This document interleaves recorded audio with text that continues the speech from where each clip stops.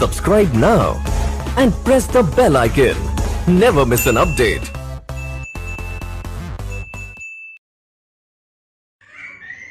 Hello दोस्तों, आप सभी का हमारे YouTube चैनल पर स्वागत है। यूपी बोर्ड की क्लास स्टार्ट हो गई है।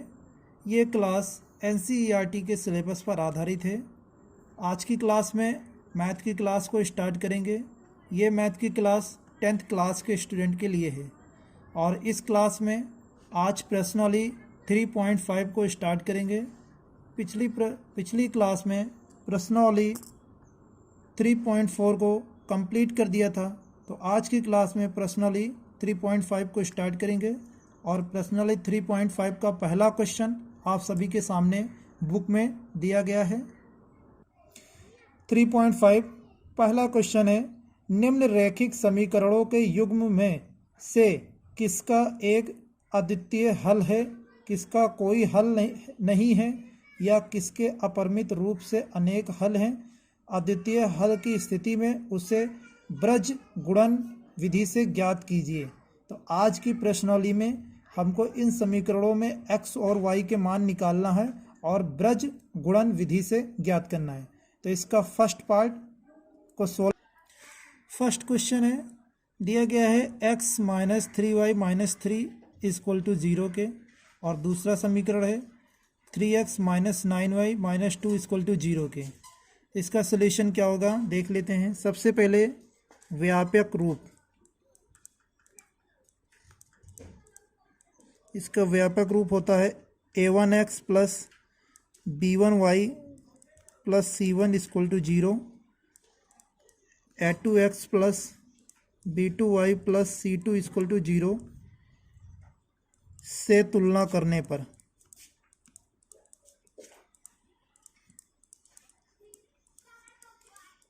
करने पर इस व्यापक रूप से इस समीकरण की तुलना करेंगे तो a1 का मान आ जाएगा 1, b1 का मान आ जाएगा -3 और c1 का मान आ जाएगा -3। ठीक उसी तरह a2 का मान आ जाएगा 3, b2 का मान आ जाएगा -9 और c2 का मान आ जाएगा -2। अब हम यहाँ से a1 अपान a2 का मान निकालेंगे। तो a1 का मान है 1, a2 का मान है 3, तो ये हो गया 1/3। ठीक उसी तरह b1 अपान b2 का मान निकालेंगे। b1 का मान है -3 और b2 का मान है -9। यहाँ माइनस से माइनस कैंसिल करेंगे, 3 1 जा 3, 3 3 जा 9, 1/3 आ जाएगा b1 अपान b2 का मान। ठीक उसी तरह c1 अपान c2 का मान निकालेंगे।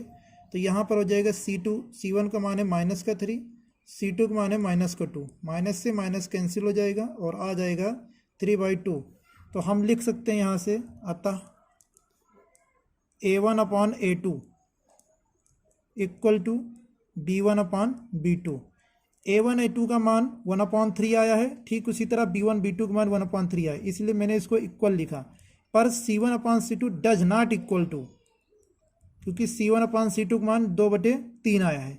तो यहाँ पर ये कंडीशन है, जब ये कंडीशन मिलेगी तब इस निकाय का कोई भी हल नहीं होगा। तो हम लिख देंगे इस निकाय का कोई भी हल नहीं है, और यही इसका आंसर है। अब हम इसका सेकंड पार्ट डिस्कस करेंगे। सेकंड पार्ट को नोट करेंगे। पहले सेकंड पार्ट को नोट कर लिया है, इसको भी हम व्यापक रूप से तुलना करेंगे। हमारा व्यापक रूप क्या है? व्यापक रूप है a1x plus b1y plus c1 equal to 0 के, a2x plus b2y plus c2 equal to 0 से तुलना करने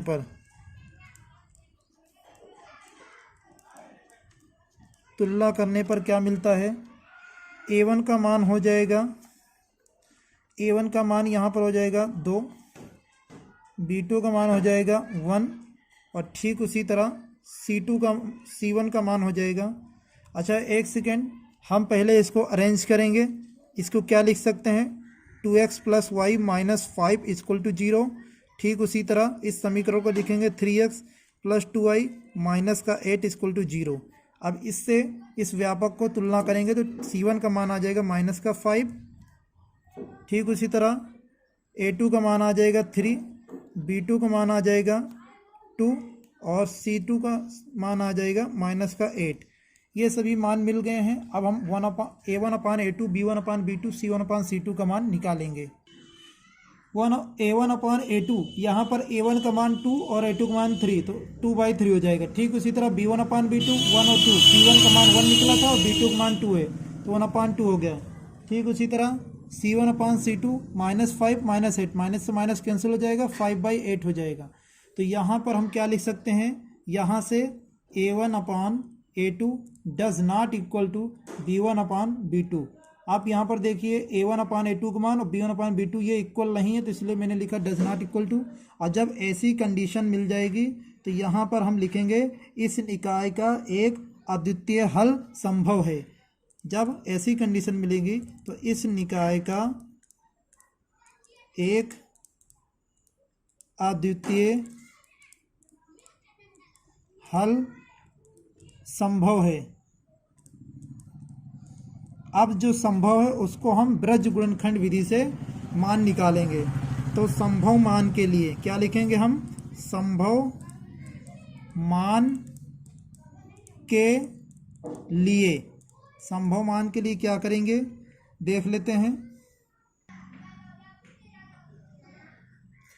यहाँ पर संभव मान के लिए सबसे पहले हम क्वेश्चन को नोट करेंगे, क्योंकि इसी क्वेश्चन से हम मान को निकालेंगे। तो सबसे ऊपर x लिखेंगे और इसके नीचे हम क्या लिखेंगे, x के कोफिशिएंट को छोड़कर y का कोफिशिएंट और c का जो c है उसके मान को लिखेंगे। तो यहाँ पर y का कोफिशिएंट 1 है और यहाँ पर y का कोफिशिएंट 2 है। ठीक उसी तरह यहाँ पे c -5 है और c यहाँ पर -8 है। इनका हम करेंगे तिरछा मल्टीप्लाई इक्वल टू y बराबर, ये होती है ब्रज गुणनखंड विधि। अब इस बार y के कोफिशिएंट को नहीं लिखेंगे, बचे हुए कोफिशिएंट को लिखेंगे। तो सबसे पहले -5 और ये -8 हो जाएंगे। अब ठीक इसी तरह यहाँ पर 2 है और यहाँ पर नीचे 3 है, इनका करेंगे आपस में मल्टीप्लाई, ये हो गया हमारा x।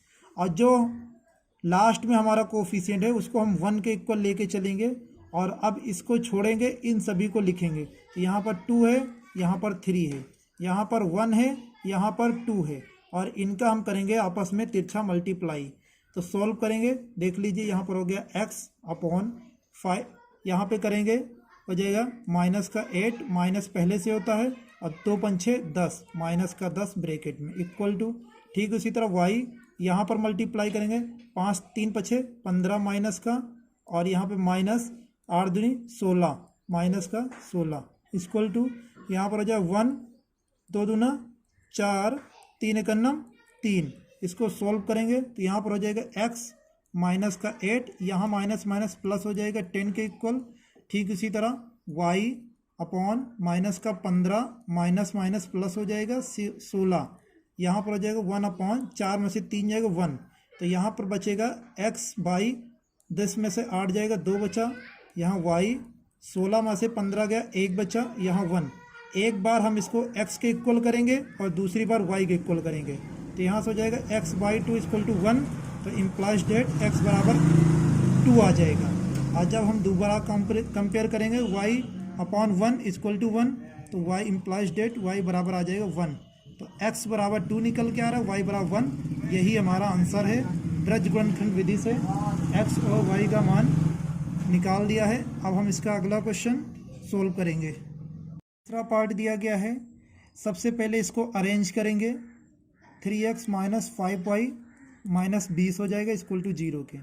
इसको भी अरेंज करेंगे, 6x - 10y -40 = 0 के।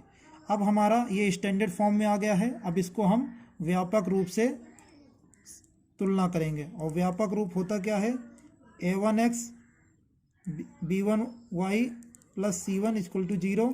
ठीक उसी तरह a2x b2y, यहाँ पर y है, + c2 = 0 से तुलना करने पर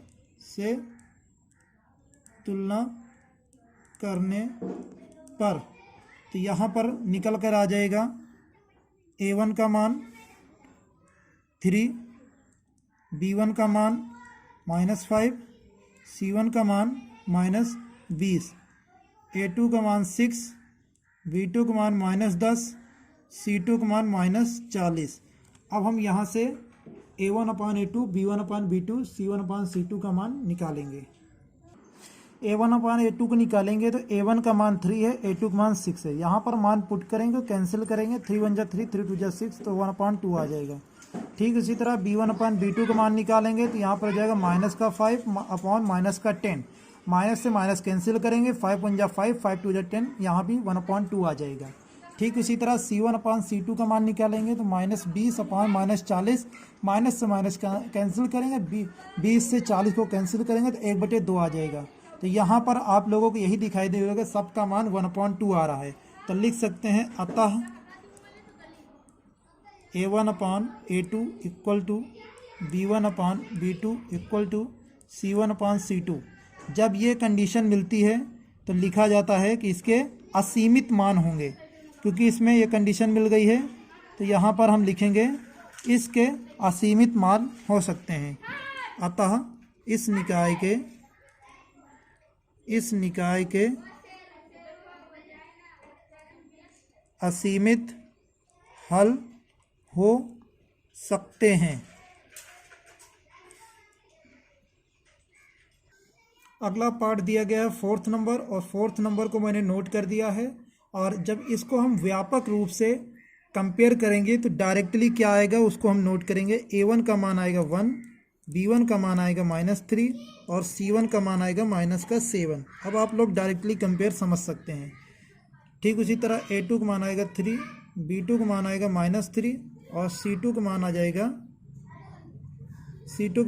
-15। तो यहाँ से हो जाएगा A1/A2 का मान 1/3, B1/B2 का मान हो जाएगा -3 और -3, माइनस से माइनस कटेगा, 3 से 3 कटेगा, 1 आ जाएगा 1। और C1/C2 का मान आएगा -7/-15, माइनस से माइनस कैंसिल हो जाएगा, 7/15 आएगा। तो यहाँ पर हम लिख सकते हैं A1/A2 does not equal to B1/B2। अभी सेकेंड पार्ट में यही कंडीशन मिला था तो हमने लिखा था कि इसका एक संभव मान द्वितीय हो सकता है। जब A1/A2 का रेशियो B1/B2 के रेशियो को इक्वल नहीं होता है तब इसके संभव मान हो सकते हैं। तो मैं लिखूँगा इस निकाय का एक अद्वितीय हल संभव है। तो उस संभव मान के लिए ब्रज गुणनखंड विधि से ब्रज गुणनखंड विधि से मान निकालेंगे। तो सबसे पहले मैंने क्या लिखा था, x लिखे थे और x के कोफिशिएंट को छोड़कर बाकी सारे कोफिशिएंट लिखे थे। तो क्वेश्चन पर जाएंगे, क्वेश्चन पर देख लेते हैं क्या दिया गया है। क्वेश्चन में दिया गया है x के कोफिशिएंट को छोड़कर बाकी सारे कोफिशिएंट लिखेंगे। तो यहाँ पर लिख लेते हैं, यहाँ पर हो जाएगा -3, -7, -15 इक्वल टू y। अब इस बार y के कोफिशिएंट को छोड़ेंगे, यहाँ पर y के कोफिशिएंट को छोड़ेंगे, बाकी बचे हुए कोफिशिएंट को नोट करेंगे। तो यहाँ पर क्या हो जाएगा, 1 हो जाएगा, 3 हो जाएगा, -7 हो जाएगा, -15 हो जाएगा, इक्वल टू 1। अब इस बार कांस्टेंट को छोड़कर x और y के कोफिशिएंट को नोट करेंगे। तो x का कोफिशिएंट हो जाएगा 1, 3, y हो जाएंगे -3, -3। तो यहाँ पर हो गया हमारा कोफिशिएंट। अब इसको सोल्व करेंगे और करना क्या रहता है, इनका आपस में तिरछा मल्टीप्लाई। आगे सोल्व करेंगे तो x अपॉन यहाँ पर हो जाएगा 15 × 45 और माइनस प्लस हो जाएगा, -7 × 21 माइनस प्लस का 21 हो जाएगा, इक्वल टू यहाँ पर हो जाएगा y अपॉन 7 × 21 माइनस का 21 माइनस 15 × 15 माइनस का 15 इक्वल टू 1/3 × 3 माइनस का 3 और यहाँ पर 3 × 9 माइनस का 9। सोल्व करेंगे तो यहाँ पर हो जाएगा x अपॉन 45 माइनस यहाँ पर 7 त्रिक 21 माइनस 21 हो जाएगा, और यहाँ पर y अपॉन माइनस 21 और ये माइनस माइनस प्लस 15 हो जाएगा। 1 अपॉन यहाँ पर -3 और यहाँ पर माइनस माइनस प्लस हो जाएगा 9। अब इसको सोल्व करेंगे तो x अपॉन 45 में से 21 जाएगा तो बचेगा 24, और यहाँ पर बचेगा y अपॉन माइनस का 6, 21 में से 15 जाएगा माइनस का 6 बचेगा, और यहाँ जो 1 अपॉन 9 में से 3 जाएगा 6। तो इसको आगे हम सॉल्व करेंगे। सॉल्व करने पर ये कंडीशन मिलती है। अब इसको एक बार x के इक्वल करेंगे, एक बार y के इक्वल करेंगे। तो x के इक्वल करेंगे तो x अपॉन 24 1 अपॉन 6 के, तो 6 कम 6 6 चौको 24, तो x बटे 6 इक्वल टू 1 अपॉन 1। तिरछा मल्टीप्लाई करेंगे तो इम्प्लाइज डेट x बराबर निकल के आ जाएगा 4। ठीक इसी तरह आप y के इक्वल करेंगे, y minus 6 equal to 1 upon 6, 6 से 6 कैंसिल हो जाएगा तो इम्प्लाइज डेट y बराबर आ जाएगा माइनस का 1, और यही हमारा आंसर है। x का मान 4, y का मान -1। इस तरीके से क्वेश्चन नंबर 1 के सभी पार्ट कंप्लीट हो गए हैं। अब हम अगला क्वेश्चन नंबर 2 सॉल्व करेंगे। सेकेंड क्वेश्चन दिया गया है। सेकेंड का फर्स्ट पार्ट है, a और b के किन मानों के लिए निम्न रैखिक समीकरणों के युग्म के अपरिमित रूप से अनेक हल होंगे। दिया गया है 2x plus 3y equal to 7, और दूसरा दिया गया है a minus b into x plus a plus b into y equal to 3a plus b minus 2। तो इसका सॉल्व करना है। तो सबसे पहले क्वेश्चन को नोट करेंगे। क्वेश्चन को मैंने नोट कर लिया है। अब इसको सॉल्व करेंगे। तो इसको सॉल्व करने के लिए इसका व्यापक मान जो होता है a1x plus b1y equal to c1, और ठीक उसी तरह a2x plus b2y equal to c2 से तुलना करने पर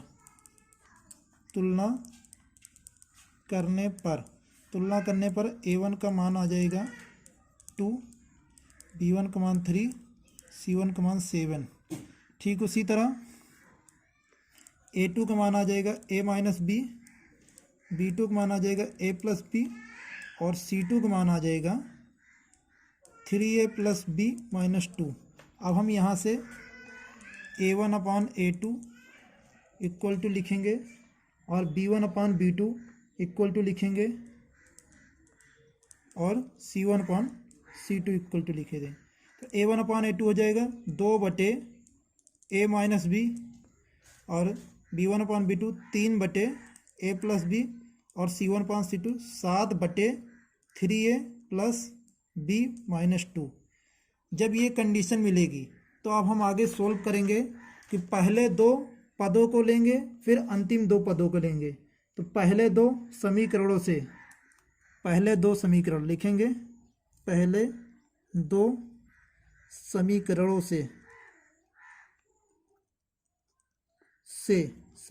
से क्या हो जाएगा, 2 बटे a minus b equal to 3 बटे a प्लस बी।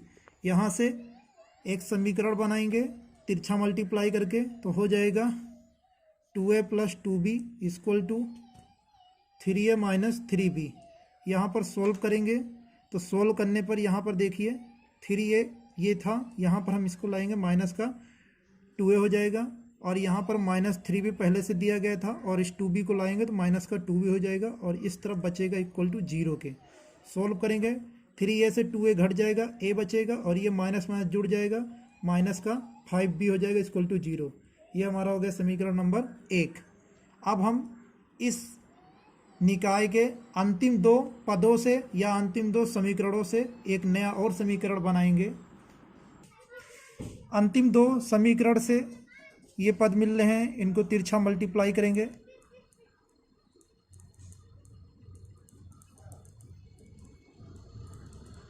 सॉल्व करेंगे 9a plus 3b minus 3 6, 7a plus का 7b। सॉल्व करेंगे तो यहाँ पर क्या मिल रहा है देख लेते हैं। यहाँ पर हो जाएगा 9a माइनस का 7b हो जाएगा, 7a हो जाएगा, प्लस 3b, और यहाँ पर इस 7 को माइनस में लाएंगे तो माइनस का 7b हो जाएगा, और इस 6 को इस पार भेजेंगे प्लस का 6 हो जाएगा। तो यहाँ पर बच रहा है 2a, यहाँ पर बच रहा है माइनस का 4b और यहाँ पर बच रहा है 6। अब पूरे समीकरण को 2 से भाग दे देंगे, तो 2 से भाग देंगे तो यहाँ हो जाएगा a माइनस 2b बराबर 3 के। ये हो जाएगा हमारा समीकरण नंबर 2। तो समीकरण 1 और समीकरण 2 को अब हम, ये हो गया हमारा समीकरण 1 और ये हो गया हमारा समीकरण 2। इन दोनों को ब्रज गुणन विधि से हल करने पर,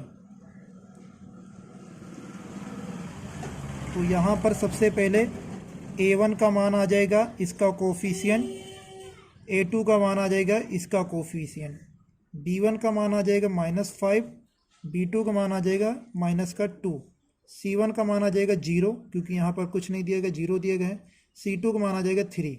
तो यहाँ पर कोफिशिएंट निकाल रहे हैं तो हो जाएगा a अपॉन, ये जो a दिया गया a अपॉन, इसके कोफिशिएंट को छोड़कर बाकी के मानों को लिखेंगे, -5 -2 0 और 3, इनका आपस में multiply equal to b upon, इसको छोड़ेंगे बाकी के लिखोगे 0 3 1 1, इनका आपस में मल्टीप्लाई 1 अपॉन